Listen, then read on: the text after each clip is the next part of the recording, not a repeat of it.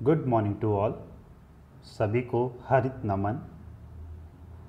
आज हम पाश्चात्य राजनीतिक विचारकों में जो प्रथम राजनीतिक दार्शनिक कहलाता है या प्रथम राजनीतिक विचारक कहलाता है प्लेटो, उसका सामान्य परिचय जानेंगे।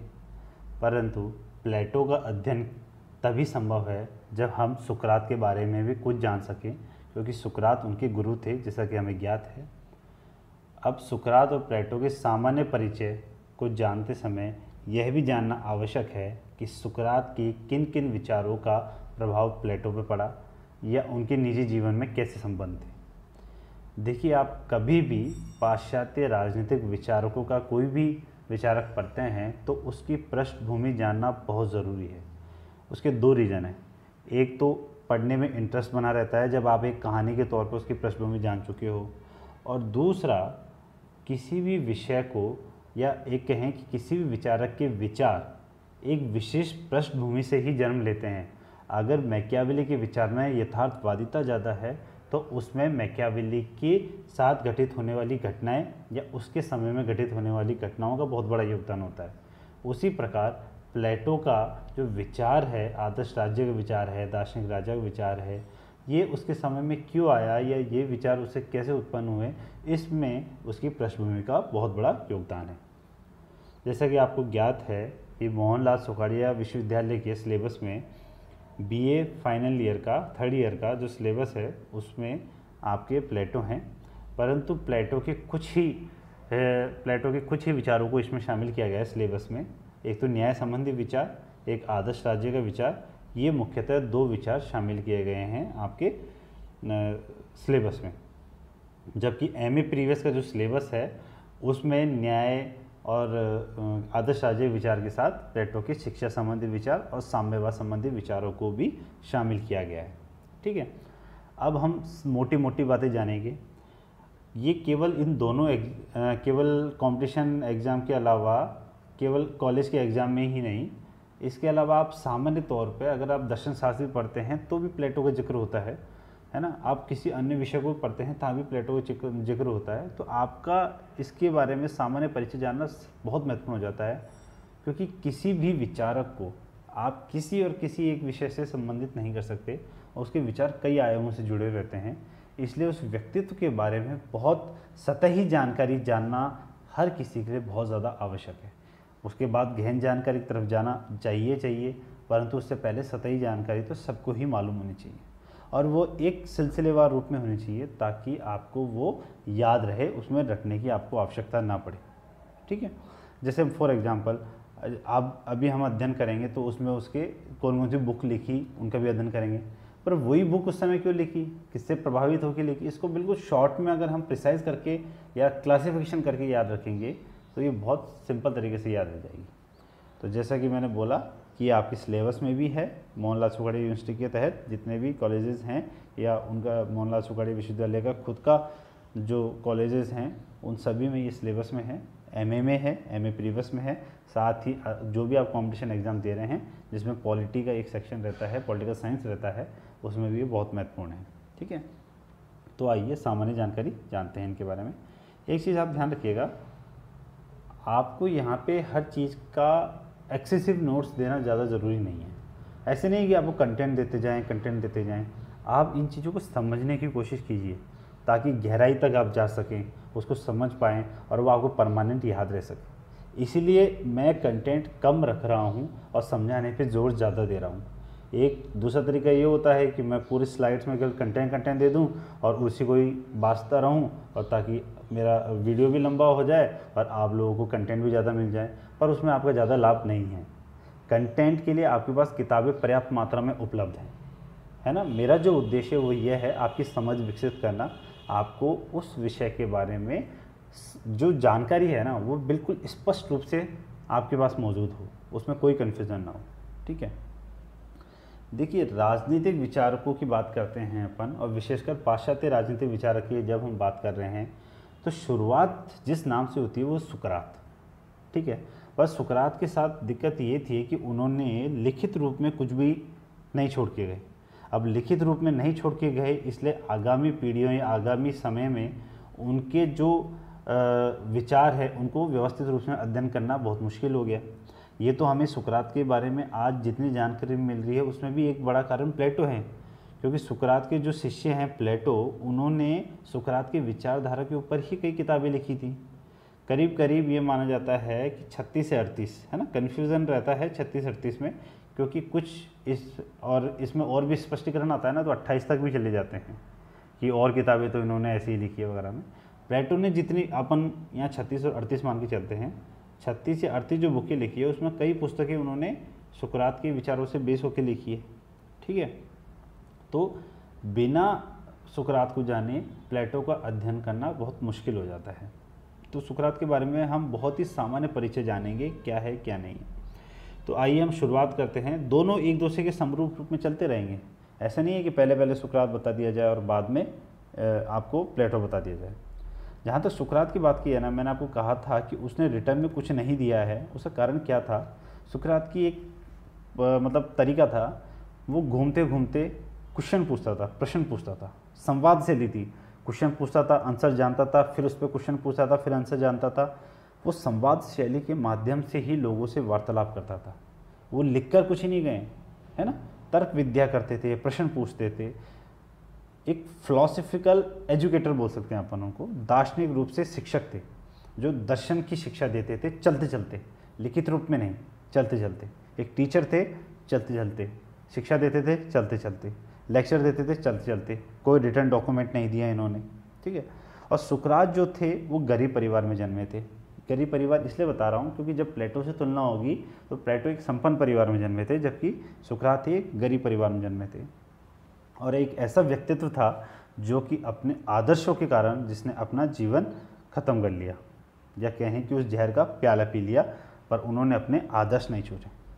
और उनकी एक बहुत अच्छी तरीका था, आप भी अपनाना चाहें, क्योंकि इस चीज़ को हमने महसूस कभी किया नहीं होगा, क्योंकि बहुत अच्छी तरीका है ये।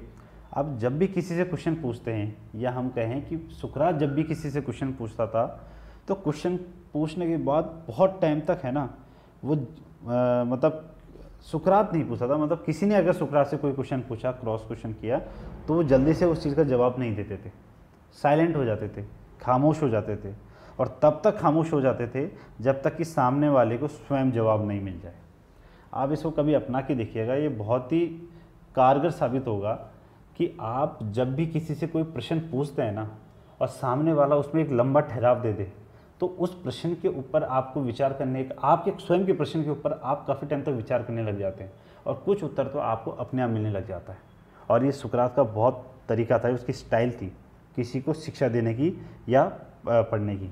अगर सिंपल शब्दों में कहें तो उनको ये नहीं था कि मुझे दुनिया को ज्ञान बांटना है, ज्ञान देना है, नहीं, उनके अंदर छिपे हुए ज्ञान को उकेरना है। हर व्यक्ति में वो मानते थे, हर व्यक्ति ज्ञानी पुरुष है, जिसमें अंदर ज्ञान है, उसको उकेरना है। और उसके लिए ही वो संवाद शैली का या क्वेश्चन पूछने वाली जो तरीका है उसका यूज़ करते थे। तो मतलब किसी प्रश्न को समझाने के बजाय वो हर व्यक्ति के अंदर की अंडरस्टैंडिंग जो होती थी ना, समझ होती थी, उसको बाहर लाने की कोशिश करते थे। पर चक्कर क्या हुआ, ये हो गए राजनीति के शिकार।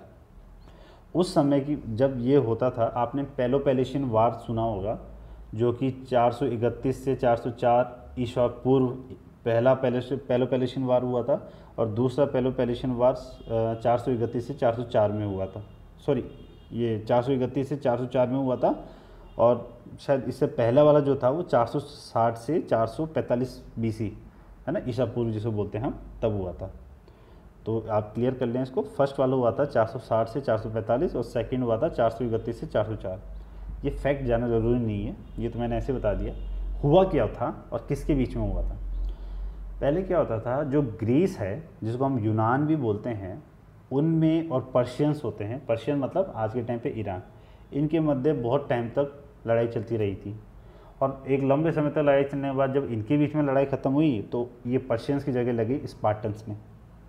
तो मतलब ग्रीस या यूनान के, जिस पर एथेंस के निवासी जो थे उनका शासन चलता था, है ना, तो कह सकते हैं एथेंस वर्सेस स्पार्टा। आपने एक मूवी भी देखी होगी 300, उसमें पूरा एथेंस वर्सेस स्पार्टा है। स्पार्टन्स कितने युद्ध कौशल में प्रवीण, वो माहिर होते हैं, और उसके बारे में पूरा चित्रण किया गया है, कैसे 300 व्यक्ति जाके पूरा वो कर लेते हैं। हकीकत बात है, वहाँ पे पूरा सैन्य कला पे ही ध्यान दिया जाता, सैन्य कला में निपुण किया जाता था। स्पार्टन्स में साहसी व्यक्ति होते थे वहाँ पे, और एथेंस वगैरह में इतना इस चीज़ पे बल नहीं दिया जाता था। तो यहाँ पे ये संघर्ष पैदा हुआ, एथेंस वर्सेस स्पार्टा, ठीक है। अब इस संघर्ष में क्या हुआ, युद्ध चलता रहा, प्रथम युद्ध हुआ, द्वितीय विश्व युद्ध हुआ। इसी बीच में घरेलू स्तर पर जो अपना सुकरात थे वो एथेंस में थे। एथेंस में वो प्रचार वगैरह करते थे। प्रचार करते टाइम पे उनका ये रहता था कि ये लड़ाई बहुत लंबी चली थी। अब सुकरात का एंगल कहाँ से आ जाता है यहाँ पे, सुकरात क्या था उस समय, वह जो क्वेश्चन पूछने की उसकी जो शैली थी, दार्शनिक प्रश्न पूछने की जो शैली थी और उसका जवाब देने का तरीका, इसकी वजह से वो काफ़ी फेमस हो रहा था और वहाँ के यूथ के बीच में काफ़ी फेमस हो रहा था, युवाओं के बीच में। तो जब एथेंस हार जाता है स्पार्टा से और बाद में सुनवाई वगैरह होती है, अब हार का ठीक रहा तो फोड़ना ही था, कई लोगों को फोड़ा, उनमें से सुकरात भी एक थे। प्रमुख रूप से सुकरात पर यह कहा गया कि आपने यूथ को हमारे युद्ध में शामिल होने नहीं दिया। तो सुकरात पर ठीकरा फूटता है और सुकरात को लास्ट में जाके, काफ़ी लंबी कहानी है, मैं तो शॉर्ट में बता रहा हूँ, लास्ट में होता है कि उसकी सुनवाई होती है, जूरी कहता है कि या तो माफ़ी मांगो या जहर पियो। पहले ऐसे होता था कि विष का प्याला दे देते थे या माफ़ी मांगने के लिए बोलते थे, और सुकरात ने उस विष को पी लिया पर माफ़ी नहीं मांगी। सुकरात की एक किंवदंती है, एक कहानी और है कि सुकरात के जो शिष्य हैं प्लेटो और उनके साथी लोग सुकरात को बचाने के लिए जेल तक पहुंच गए थे।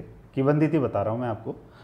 जेल तक पहुंच गए थे और पूरा राह साफ कर दिया था कि हाँ अब भाग के निकलने के लिए जगह है, तो आप हमारे साथ चलो। तो सुकरात ने उनको बोला कि आज अगर मैं यहाँ से भाग जाता हूँ तो मेरा शरीर जीवित रह जाएगा पर सुकरात मर जाएगा। कहने का मतलब यह है, सुकरात का जो विचार है, अगर वो उस दिन वहाँ से भाग जाता तो सुकरात का जो विचार है, जिसकी वजह से उसका नाम था या उसके विचारों पर का प्रभाव था युवाओं पर, वो ख़त्म हो जाएगा, है ना, बस उसका शरीर बच जाएगा। ठीक है, तो इम्पोर्टेंट क्या है, आइडियाज़, विचार। ठीक है, ये सुकरात का जीवन था जिनको कहा था। उनका हमेशा ये मानना था कि जो सबसे ज़्यादा विजडम होती है ना, वो हमेशा स्वयं व्यक्ति के पास ही होती है, बस उसको बाहर निकालने की ज़रूरत है। वो हमेशा दूसरों में नहीं देखता था, इसलिए उनको ज्ञान बांटने से मतलब नहीं था, उनको खुद को जानने से ज़्यादा मतलब था। अब आप ये देखिए कि यहाँ पे प्लेटो का एंगल कैसे आता है। प्लेटो के बारे में पहले थोड़ी सी जानकारी दे लेते हैं अपन। प्लेटो का जन्म हुआ 428 ईसा पूर्व, है ना, और मृत्यु हुई 347 ईसा पूर्व। इसमें कुछ किताबों में थोड़ा डिफरेंस आता है। 428 जो है उसको कई किताबों में 427 कह दिया जाता है, और कई बार तो 424, 430, 23 की भी बात हुई है, और आप एक स्टैंडर्ड रूप में याद रख लें 428। ठीक है, 428, 427, और जो मृत्यु हुआ 347, 348 दोनों की बात आती है। ठीक है, प्रथम राजनीतिक दार्शनिक थे। प्रथम राजनीतिक दार्शनिक इसलिए क्योंकि राजनीति विषय का सबसे व्यवस्थित रूप से या लिखित रूप से प्रथम बार जो अध्ययन किया गया वो प्लेटो के द्वारा किया गया। ठीक है, अगर सुकरात भी लिखित में देखे जाते हैं ना, तो सुकरात प्रथम राजनीतिक दार्शनिक कहलाते हैं आपको, परंतु सुकरात ने लिखित रूप में कुछ ही नहीं कहा। उन्होंने तो पूरा संवाद शैली के द्वारा और बस बातचीत के माध्यम से ही सब कुछ किया, लिखा कुछ ही नहीं। पर प्लेटो ने लिखित रूप में किया, इसलिए वो प्रथम राजनीतिक दार्शनिक माने जाते हैं। एक चीज़ और है, प्लेटो उनका असली नाम नहीं था, उनका जो असल नाम था वो एरिस्टोक्लिस था। ठीक है, और यूनानी भाषा में प्लेटो का अर्थ होता है चौड़ा। प्लेटो को क्या है, जो कंधा था और जो मस्तिष्क था, है ना, वो चौड़ा था। उनकी जो बनावट थी शरीर की, ऐसा था, थोड़ा चौड़ाई ज़्यादा थी कंधे की या मस्तिष्क की, इसलिए उनका नाम प्लेटो रख दिया गया। और प्लेटो में किसने रखा, उनका जो शिक्षक थे उन्होंने रखा था, इनकी हष्टपुष्ट काया को देखकर, उनका चौड़ा शरीर देखकर वगैरह में। ठीक है, प्रारंभिक शिक्षा के बाद ये पहुंच गए थे कहाँ पे, सुकरात के पास, कि भाई मुझे शिक्षा दो। करीब 20 वर्ष की आयु के आसपास सुकरात के पास ले जाते हैं शिक्षा ग्रहण करने के लिए। 8 वर्ष तक वहाँ पर अध्ययन करते हैं। ठीक है, जब तक सुकरात की मृत्यु नहीं हो जाती तब तक वहाँ पर अध्ययन करते हैं। और जैसे ही सुकरात को मृत्युदंड दे दिया जाता है और वो विष का प्याला पी लेते हैं, तो प्लेटो इस चीज़ से क्षुद्ध मतलब खफा होकर यूनान को छोड़ देते हैं और विश्व भ्रमण के लिए निकल जाते हैं। एक चीज़ ध्यान रखिएगा, प्लेटो मूल रूप से सक्रिय राजनीति में जाने के इच्छुक थे, ठीक ना, एक्टिव पॉलिटिक्स में। बट 399 ईस्वी पूर्व में जब सुकरात को जहर दिया गया, है ना, इस सन में दिया गया था सुकरात को जहर, उस घटना का इनके जीवन पे इतना आघात हुआ कि उन्होंने सक्रिय राजनीति में जाने के अपने विचार को त्याग दिया और दार्शनिक जीवन को अपने जीवन में अपना लिया। फिर उनके विचारों पर भी दार्शनिक विचार प्रभावित हुए। ठीक है, आदर्श राज्य का विचार जैसे आगे जाके आएगा। सुकरात की मृत्यु होती है, छोड़ देते हैं, एथेंस को छोड़ देते हैं और फिर उनके निकट में जो नगर था मैगरा चल जाते हैं। उसके बाद 12 वर्ष तक वह इटली, यूनान, मिस्र, यहाँ तक कि भारत के गंगा तट तक भी घूमते रहे। भारत के गंगा तट तक की बात है कि यहाँ तक भी सुकरात आए थे। ठीक है, सुकरात और मैं प्लेटो की बात कर रहा था कि प्लेटो घूमते रहे। सुकरात और प्लेटो में एक चीज़ है, जैसे मैंने पहले बताया था कि सुकरात साधारण परिवार में जन्मे थे। साधारण परिवार मतलब साधारण शिल्पकार के पुत्र थे, और जबकि प्लेटो थे वो कुलीन परिवार के पुत्र थे। परंतु उसके बावजूद भी उन्होंने प्लेटो जैसे साधारण व्यक्तित्व के अंतर्गत ही शिक्षा लेना या शिक्षा को ग्रहण करना स्वीकार किया, क्योंकि उनके विचारों से, उनकी अध्ययन पद्धति से, या जो भी कहें अपन, उनसे बहुत प्रभावित थे। वही नहीं, उस समय अधिकांश युवा जो वहाँ पे थे, एथेंस में थे, वो सुकरात से बहुत अधिक प्रभावित थे, और यही उनके लिए नेगेटिव साबित हुई सुकरात के लिए, जब उनको मृत्युदंड दिया गया, क्योंकि उन पर यही आरोप लगा कि आपने युवाओं को भड़काया है, उनको युद्ध में आने नहीं दिया। ठीक है, अब क्या होता है, विभिन्न देशों में घूमते हैं, उनकी संस्कृति का अध्ययन करते हैं, उसके बाद वापस एथेंस आते हैं 386 ईसा पूर्व में। 12 वर्ष तक घूमते रहे और फिर 386 ईसा पूर्व में आते हैं और अपना एक अकेडमी खोलते हैं, शिक्षणालय खोलते हैं, और उसका नाम अकेडमी ही रखते हैं। ठीक है, वो खोलते हैं और वहाँ पर अध्ययन करवाते हैं और जीवन के 40 वर्ष वहीं बिताते हैं। इसी बीच में क्या होता है, उन्होंने कई ग्रंथों की रचना की। अब ग्रंथों की बात आ रही है। अब जैसे मैंने यहाँ मैक्सी का एक स्टेटमेंट दिया है कि प्लेटो में सुकरात ने पुनः जीवन ले लिया है। क्यों ले लिया है? जब ये वापस आते हैं तो उस समय कई ऐसे बुकों की रचना करते हैं, जैसे मैंने बुकों का नाम दिया हुआ है republic, the laws, apology, statesman. ये 4 बहुत फेमस बुक है और अधिकतर एग्जाम में यही आता है। परंतु इसके अलावा भी बहुत सारे ग्रंथों की उन्होंने रचना की। जैसे कि मैंने आपको बताया करीब 36 या 38 ग्रंथ हैं जिनकी उन्होंने रचना की। The Apology, Republic, Phaedo, Sophist, Crito, Protagoras, Symposium, Gorgias और ऐसे आयोन, ये सब क्रिशस, ये सब इन्होंने रचना की थी। मीनो, फिल्वस, तो ये सब रचनाएं प्लेटो ने की। अब इसमें अंतर क्या है? इसमें से कुछ ऐसी रचनाएं हैं जो कि उन्होंने सुकरात से प्रभावित होकर लिखी थी, या कह दें कि अगर सुकरात अगर इन पुस्तकों को लिखते तो वो भी यही कुछ लिखते, क्योंकि पूरा सुकरात का ही विचार था उन पुस्तकों में। एपोलॉजी हुआ, क्रिटो हुआ, गॉर्जियस हुआ, इसमें सुकरात की ही प्रस्तुति एक तरीके से। अब कुछ ऐसे पुस्तक की थी जिसमें प्लेटो ने स्वयं के सिद्धांतों को प्रस्तुत किया, या स्वयं के दर्शन और कल्पना आधारित जितने भी उन्होंने शास्त्र लिखे, या स्वयं के तर्क और तार्किक क्षमताओं के आधार पर जो ग्रंथ लिखे, उनके बारे में बात थी। उनमें रिपब्लिक हुआ, फेडो हुआ, मीनो हुआ, सिम्पोजियम हुआ, प्रोटागोरस हुआ। आपको मेनली जो नाम याद रखने हैं वो मैंने आपको लिखित रूप में दे दिए, रिपब्लिक, द लॉज, अपोलॉजी और स्टेटसमैन। ठीक है ना, 4 याद रखने। परंतु मैं इसको कैटेगराइज कर रहा हूँ कि कुछ रचनाएं सुकरात से प्रभावित होकर लिखी, कुछ रचनाओं में अपने विचार लिखे, अपने सिद्धांतों को प्रस्तुत किया, और कुछ ग्रंथों में उन्होंने संवाद शैली वाला पूरा पैटर्न अपनाया, जिसमें संवाद शैली के रूप में उन्होंने पूरी लिखी है, जिसमें स्टेटसमैन जो मैंने अभी लिख रखा है स्क्रीन पे वो, और सोफिस्ट जो लिखी है वो दोनों इसमें आते हैं। लास्ट में जाकर, अंत में जाकर प्लेटो के विचारों में अंतर आता है। प्लेटो जब स्टार्टिंग में बात करते हैं तो दार्शनिक राजा, आदर्श राज्य, आदर्श शिक्षा व्यवस्था, ठीक है, साम्यवादी व्यवस्था, इन सब की बातें करते हैं। इन सब का अध्ययन हम करेंगे आगे। इन सब की बातें करते हैं, ये आदर्शवादी विचार थे सारे उनके। जबकि जब वो लास्ट में आ जाते हैं, अंतिम समय की बात है, जब वो लास्ट में आते हैं तो वो बहुत व्यवहारिक हो जाते हैं, और उस समय वो अपने ग्रंथों में सुकरात को भूल जाते हैं, सुकरात के विचारों को शामिल नहीं करते हैं, और सुकरात एक चरित्र के रूप में उनके लास्ट के ग्रंथों में विलीन हो जाता है। इसका एक एग्जाम्पल है लॉज। आप द लॉज की बात करेंगे तो वहाँ पे बहुत ही व्यवहारिक बातें की गई हैं उस समय की। आदर्श राज्य का, पहले आदर्श राज्य कही गई थी, उसमें सब कुछ छोड़ दिया था दार्शनिक राजा पर इसमें आदर्श राज्य की बात करने के बावजूद आदर्श राज्य छोड़ दिया कानून या लॉ पर।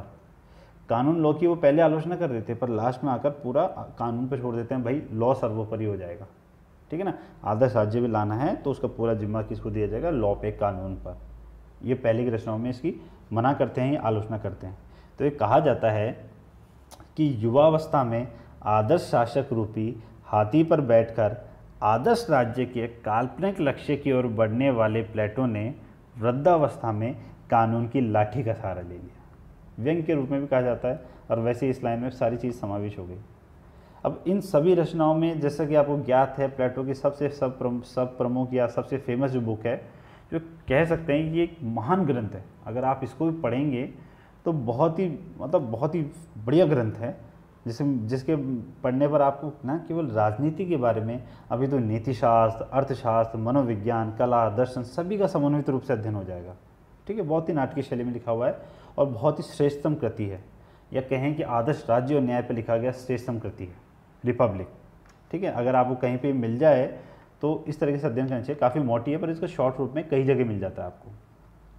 ठीक है, अब हम आते हैं प्लेटो की अध्ययन शैली पर, या प्लेटो की पद्धति, किन किन पद्धतियों का प्रयोग करके उन्होंने अपने विचार दिए वगैरह वो दिए।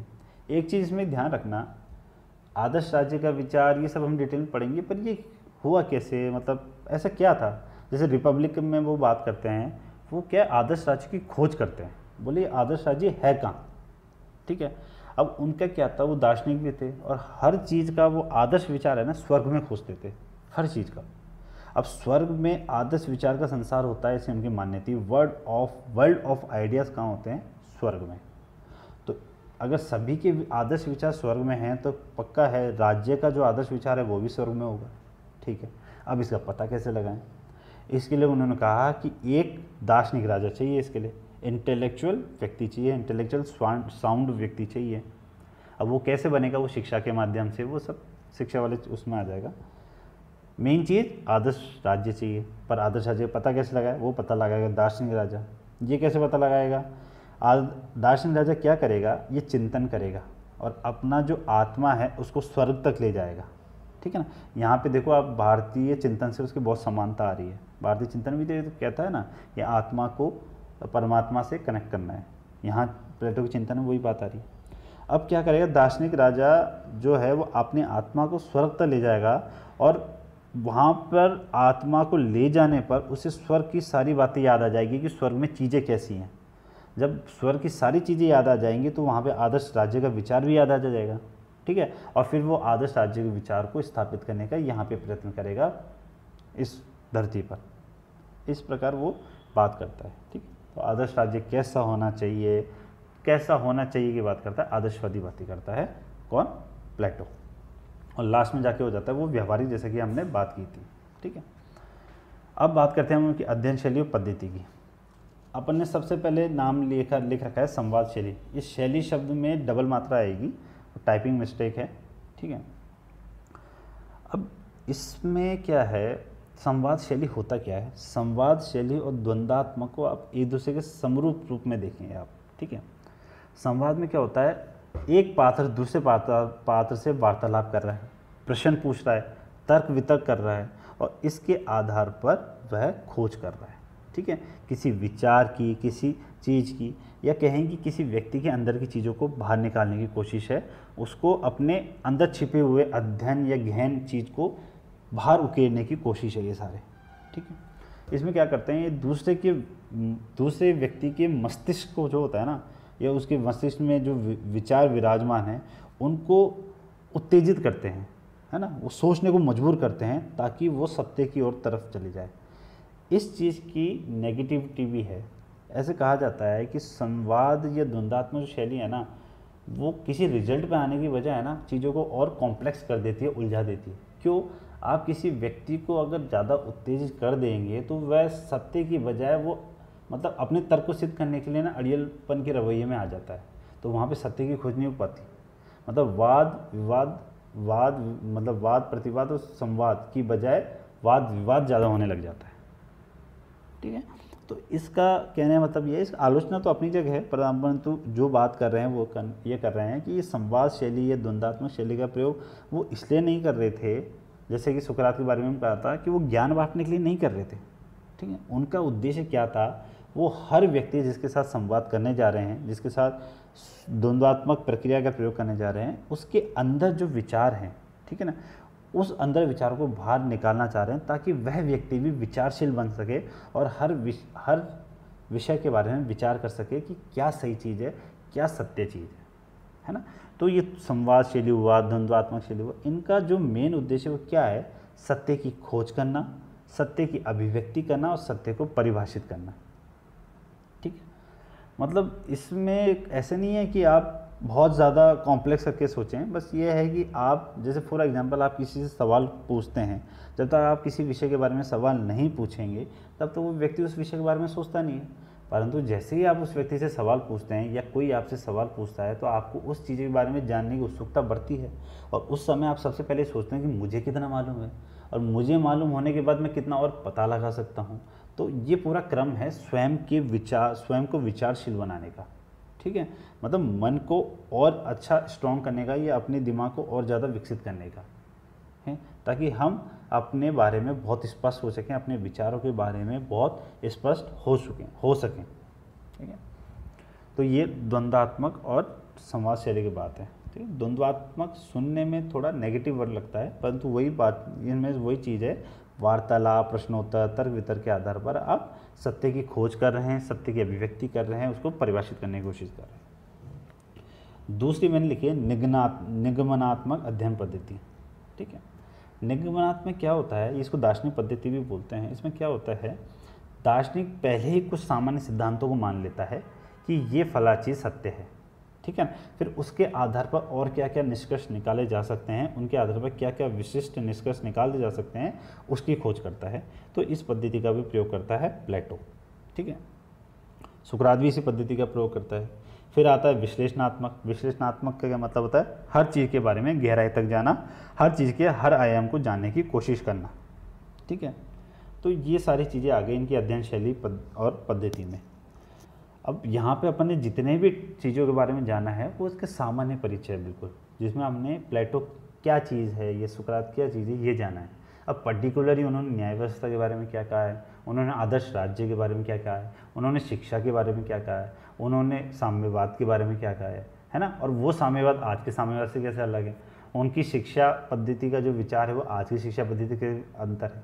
ये सारी चीज़ें उनके विचार हैं जो कि हर विषय या हर सब टॉपिक के साथ हम जानेंगे। यहाँ पे आज हमने केवल सामान्य परिचय जाना है। ठीक है, तो नेक्स्ट जो आएगा हमारा न्याय व्यवस्था के ऊपर आएगा। तब तक के लिए बहुत बहुत धन्यवाद।